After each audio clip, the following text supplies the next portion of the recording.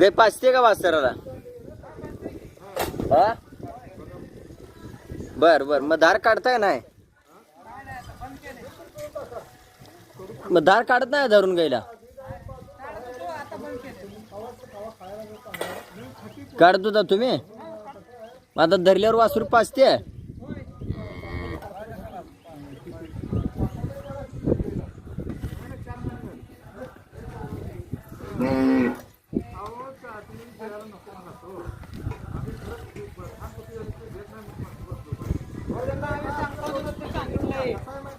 कालवड gap गेले का?